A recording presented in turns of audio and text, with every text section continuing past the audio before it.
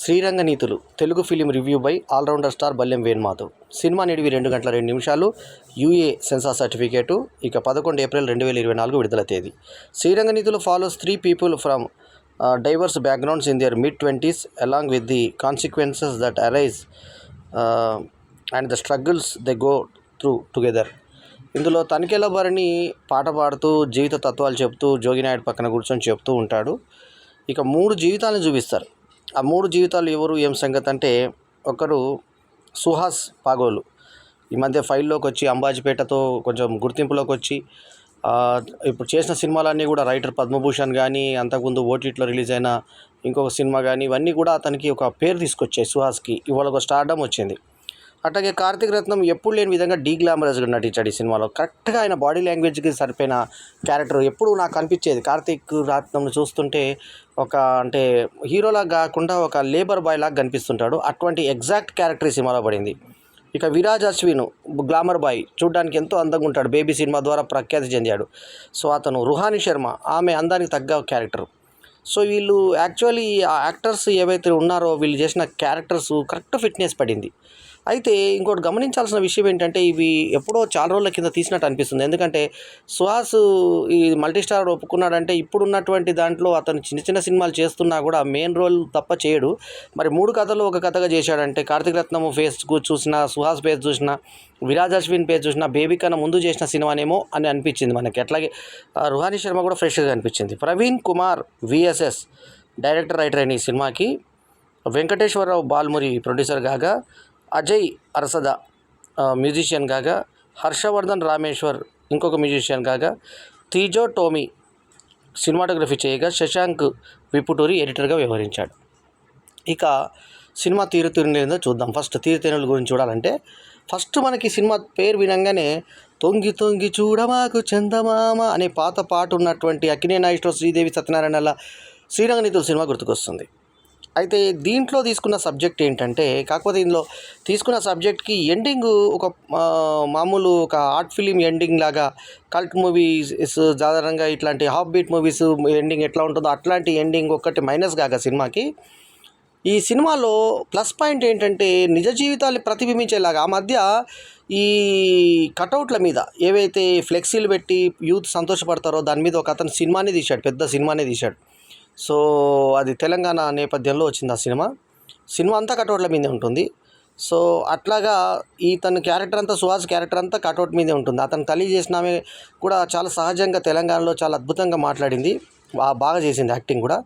So ఇతను అనుకోకుండా flex తనదా కాదా చూడడానికి వెళ్తే ఆడవాళ్ళ బాత్రూమ్కి పోయినాన్ని తన కొడుకుని కొట్టడము, తిట్టడము. ఆ తర్వాత రుహాని శర్మనేమో పెళ్లి కాకముందే కడుపు తెచ్చుకుంటే అక్కడికి వెళ్ళిన తర్వాత డాక్టర్ దగ్గర కూర్చున్నప్పుడు ఒక చిన్న పిల్ల నాడిస్తుంటే పిల్లలు ఎంత ముద్దు చూడ ఆయనకి అని అన్నాక మా ఇద్దరికి పెళ్లి కాగానే ఆ అమ్మాయి చిన్న పాపను కూడా లాక్కొని దగ్గర తీసుకునే సన్నివేశము. ఆ తర్వాత డాక్టర్ దగ్గర పోయినాక డాక్టర్ తిట్లు తిని మీరు చదువుకున్న వాళ్ళు కదా జాగ్రత్తగా ఉంటారా అని చెప్పేసి తిట్టడము. ఏది ఛాన్సెస్ ఎక్కువ ఉంటాయి కదా అని చెప్పి తర్వాత 3 days తర్వాత రండి, హిమోగ్లోబిన్ తక్కువ ఉంది కాబట్టి ఆమెకు రాలేదేమో, మళ్ళీ వస్తుందని చెప్తే చివరికి ఆమెకు రావడం. ఈలోపు తండ్రితోటి ఆమె సంజయ్ ఉంటాడు తండ్రి, ఆమె తన ప్రేమ విషయం చెప్పడము. ఈలోపు ఆమె అవసరాలు శ్రీనివాస్ ఈమెను పెళ్లి చేసుకుందానికి వస్తే ప్రతి క్యాస్టింగ్ కూడా మురళీధర్ ఓ చిన్న సీన్కి మురళీధర్ని వాడుకున్నారంటే అప్పటికి మురళీధర్కు అంత స్టార్డమ్ వచ్చి ఉందో లేదో తెలియదు, ఎందుకంటే చాలా రోజుల సినిమా లాగా అనిపించింది. ఓవరాల్గా మురళీధర్ వచ్చి కొన్ని పైసలు ఇస్తే ఆ పైసలు ఈయన కొరకే తల్లి తెప్పించిందని తర్వాత తెలిసినా కూడా తన సొంతంగా ఫ్లెక్సీలకు బిల్లు 20,000 కట్టేది ఉంటే దాంట్లో కట్టేసుకుంటాడు హీరో. ఇది ఇట్లుంటే కార్తీక్ రత్నం ఏమో గంజాయి మొక్కలు పెంచుతో తమ్ముడు సెల్ఫీ తీస్తే అది దొరికిపోతే దేవిప్రసాద్ తండ్రి పాత్ర. ఈ అందరిని హీరోయిన్లను ఎక్స్పోజ్ చేస్తే ఇతను హీరోని ఎక్స్పోజ్ చేశారు బాత్రూంలో. ఈయన టవల్ కట్టుకొని దేవిప్రసాద్ కనబడతాడు, మనకు టవల్ మీదే కనబడతాడు ఒక దాదాపు 2-3 నిమిషాలు. సో ఆ టవల్తో ఆయన కొడుకునేమో ముందు ఫస్ట్ పిన్ని దగ్గర దింపుతానంటే తోలద్దు సిగరెట్ తాగుతుంటే అనుకోకుండా వెనుకకు ప్రాస్టిట్యూట్ 2 వ్యక్తులతో ఉన్నప్పుడు అప్పుడే పోలీసులు ఇంటూరు వాసులు లాంటి వాళ్ళు పట్టుకొని అక్కడ వెంటనే వీళ్ళని పట్టుకొని తీసుకెళ్ళిపోతారు స్టేషన్కి. తర్వాత అయితే అక్కడ ఒక చిన్న క్లారిఫికేషన్, వీళ్ళు కాదు నా కస్టమర్లు అని చెప్తే ఒక చిన్న దాంట్లో సెట్ అయిపోతుంది. కానీ ఎందుకో చెప్పించారు అట్లాగా, కూర్చోబెడతారు అట్లాగే రాత్రంతా లివేషన్ కూర్చోబెట్టి ఈయన పంపించండి అంటారు.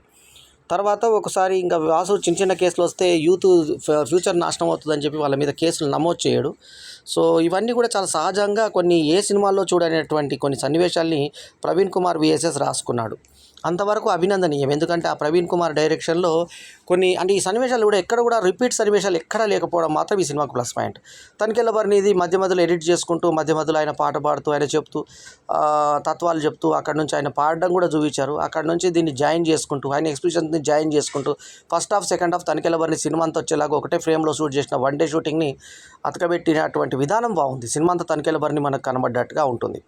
సో ఆ తర్వాత కార్తీక్ రత్నం కథ ఏంటి?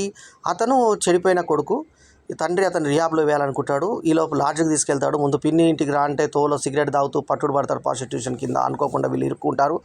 ఆ తర్వాత 2-3 సార్లు పోలీసులు తప్పించుకుంటే తండ్రి కోసం తను మారేసి వస్తాడు. ఒక ముసలాయన మాటలు విని బెంగళూరు పోయినా ఎక్కడికి పోయినా చివరికి నువ్వు వచ్చేది ఇక్కడికి అని ఒక ముసలాయన దగ్గర అతను సిగరెట్ తీసుకొని అగిపెట్టి తీసుకుంటే చివరికి అతను చెప్తే మాలాగా రోడ్లు కావద్దని మీ నాయన అన్నట్టున్నాడు, వీళ్ళు ఎవరికి ఆపలేక రోడ్ల మీదకి వచ్చారంటే తను ఏదో ఆలోచించుకొని తర్వాత దొరికిపోవడము.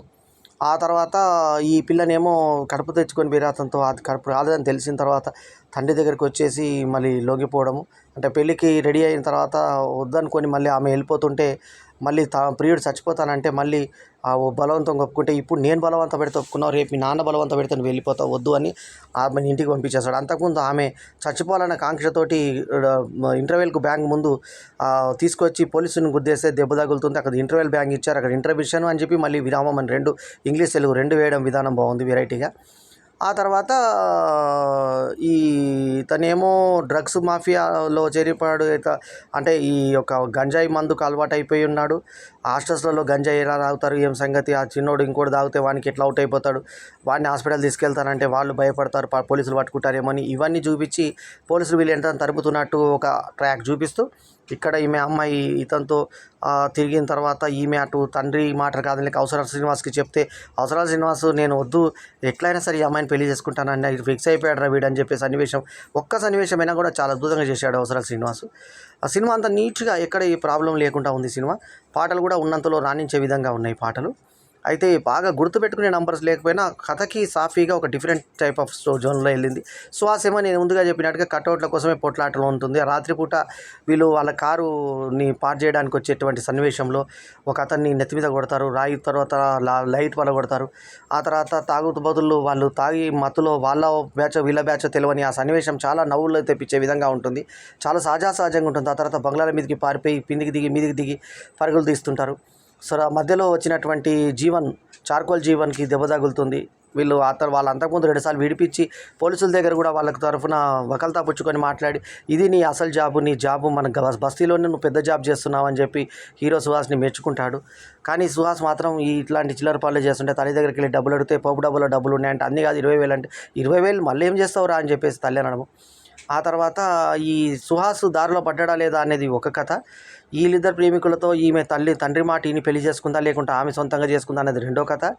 ఇక సుహాసు కటౌట్ల కథ ఒకటి, అంటే ఒక డ్రగ్ మాఫియా, ఒకటి కటౌట్ల పిచ్చి, 3వది ఇంటర్వ్యూ చెప్పకుండా ప్రేమ వివాహం అనేది చూపించి ఈ 3టికి ఈగోలు అడ్డం వచ్చి ఒకదాంటేమో కులం అడ్డం వచ్చింది కాబట్టి పెళ్లి చేయలేదని ఒకటి, తర్వాత డ్రగ్స్ మాఫియా దగ్గర మొదటి నుంచి వాడిని కంట్రోల్ పెట్టలేదని 2, ఆ తర్వాత ఏదో ఉన్నది కాకుండా లేనిది ఊహించుకుంటారని సుహాస్ కథకు 3 వెనుకకు వేరియేషన్స్ ఒక వాయిస్ ఓవర్ చెప్పించి సినిమాని ముగించినటువంటి తీరు కొంచెం అసంతృప్తి కలుగజేస్తుంది. మనకు ఏం అబ్రప్ట్ ఎండింగ్ లాగా అనిపిస్తుంది మనకి.